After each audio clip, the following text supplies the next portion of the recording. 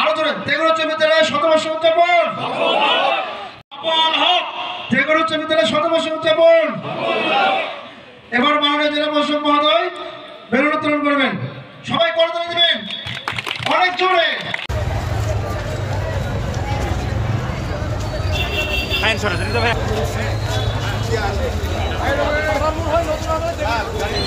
না না দাঁড়া আসুক আসুক।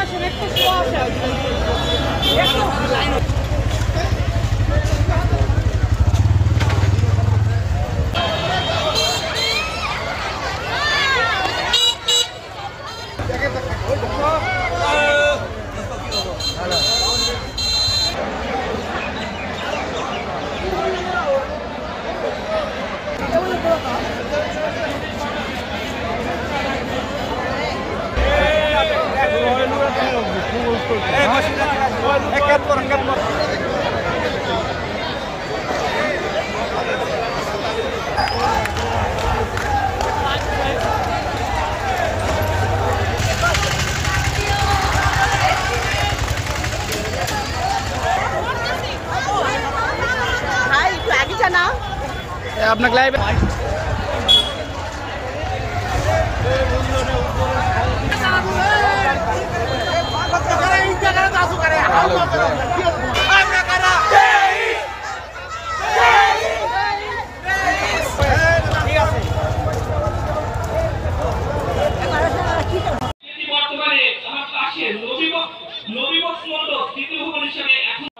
সকাল থেকে র্যালি করে তারপরে দীর্ঘ সর্বোচ্চ বয়স্ক যে শিক্ষার্থী জীবিত আছেন যদি তাকে আপনারা নিয়ে আসতে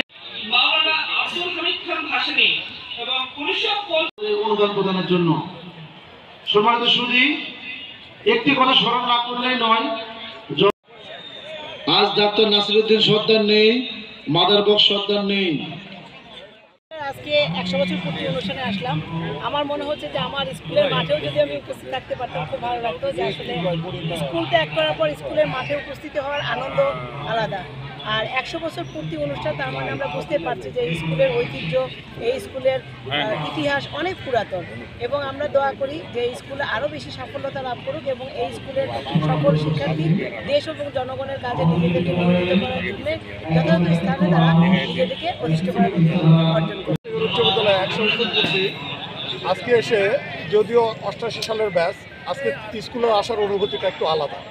সেই অনুভূতিটা হলো সেই কৈশোর জীবনে ফিরে গেছি, সেই খেলার কথা, সেই পড়ার কথা, সেই মার খাওয়ার কথা, সেই স্মৃতি কথায় আবার ফিরে দিয়ে তেঘুর উচ্চ বিদ্যালয়ে 100 বছর পূর্তি বারবার আসুক, 200 বছর কিংবা প্রতি বছর 100 বছর 1 বছর প্রত্যেকটা অনুষ্ঠান এরকম করে হোক। আমরা তেঘুর উচ্চ বিদ্যালয়ে আমরা আসবো এবং এই স্কুলে শুধু লেখাপড়া নয়, এখানে খেলাধুলার কারণ আমাদের 100 বছরে যারা বেঁচে আছে তাদেরকে সবাইকে একত্রিত করে আমরা গেট টুগেদার মিট করে সবাইকে কোথায় কী অবস্থায় আছে, কোন দরিদ্র ভাইটি কোথায় আছে, কোন শিক্ষক কোথায় আছে, কোন ডাক্তার কোথায় আছে। যা কোনোদিন আমরা মাহমুদুল ভাইকে দেখতে পারতাম না, ডাক্তার মজিবুরকে আসে মাঝে মধ্যে, এই জন্য দেখি। আমাদের যে জয়েন্ট সেক্রেটারি আছে তাদেরকে মহিউদ্দিন স্যারকে দেখতে পারতাম না, তাদের সবকে আমাদের পুরাতন শিক্ষকরা এসেছে, তাদের সঙ্গে আমরা একত্রিত হয়ে আমাদের নবীন এবং প্রবীণদের মিলন মেলা হয়েছে। এই জন্যই আমাদের 100 বছর পূর্তির আমাদের করার মূল উদ্দেশ্য। কাজ গঠন করার মূল কারণ আমাদের অনেক শিক্ষক, অনেক ছাত্রছাত্রী লেখাপড়ার কারণে তাদের পয়সার জন্য লেখাপড়া করতে পারে না। এই কল্যাণ ট্রাস্টের মাধ্যমে আমাদের শিক্ষা অর্জন করবে, যারা জাতীয় পর্যায়ে খেলতে যাবে টাকা পাবে না, সেই টাকা ব্যবহার করা হবে এবং আমাদের যে শিক্ষকরা রিটায়ারমেন্টের পর ট্রিটমেন্টের অভাবে বিভিন্ন সমস্যায় জর্জরিত, এই কল্যাণ ট্রাস্ট থেকে সেটা আমরা বহন করব। এই জন্য আমাদের কল্যাণ ট্রাস্ট গঠন করব। এই স্কুলে প্রাক্তন ছাত্র 1991 সালে এসএসসি পাস করেছে। স্কুল থেকে আমার বাবা সাবেক একজন মরহুম মোজাহার আলী প্রধান এই স্কুলের ছাত্র ছিল। 1972 সালে এসএসসি পাস করেছেন।